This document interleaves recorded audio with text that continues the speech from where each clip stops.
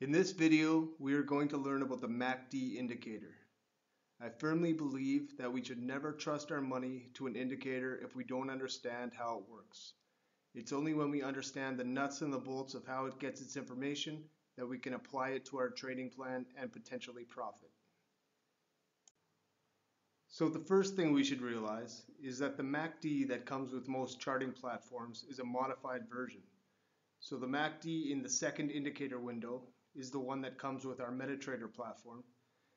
You can often download the original version for free in your charting platform marketplace.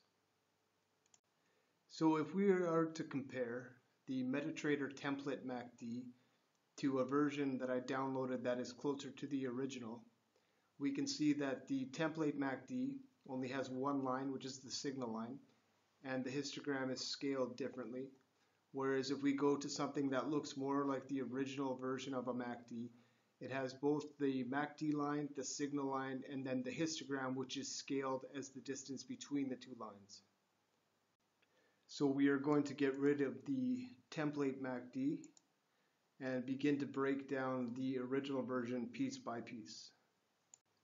So the first step in understanding our MACD is the MACD line, which is this blue line here. The MACD line is plotted in the indicator window by taking the difference of two EMAs from our regular chart. The first is a fast line. It is a 12-period moving average.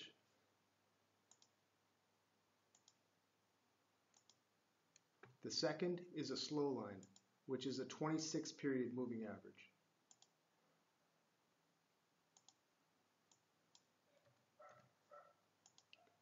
The difference between these two lines is then plotted in the indicator window to create our MACD line.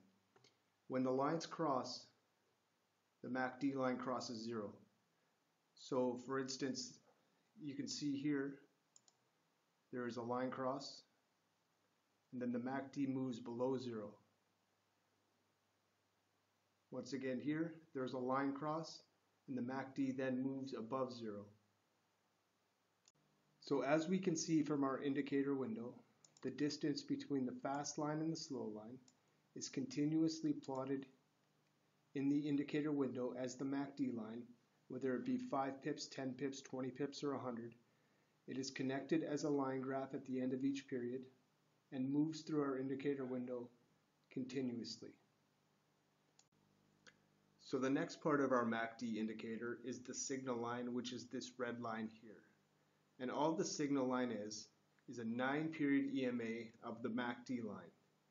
So in the same way that we would create an EMA on our chart, where we would add up the desired amount of periods, average them, and then weight the most recent action heavier, is how we create our signal line. You can see in the indicator window, the signal line lags behind the MACD line and smooths out the volatility. The final part of our indicator window is the histogram, which are these bars running through the middle. And all the histogram is the distance between the MACD line and the signal line shown in histogram format. When the lines are separating, the bars will climb. When the lines are converging, the bars will move closer to zero. When the MACD line is above the signal line, the bars will be above zero. When the signal line is above the MACD line, the bars will be below zero. The bars are scaled to fit in our indicator window. So, for example, this bar reads 44 pips above zero. If we take the distance between the MACD line and the signal line, we will find 44 pips. So once again, to sum up our MACD indicator, the MACD line is the difference between a 12-period EMA and a 26-period EMA from our regular chart. The signal line is a 9-period EMA of the MACD line, and the histogram is the difference between those two lines. There are a ton of different free MACDs you can download from your trading platform marketplace. You can also develop strategies from the MetaTrader template MACD. In the next video, we'll talk about different signals we can use to trade from this MACD indicator.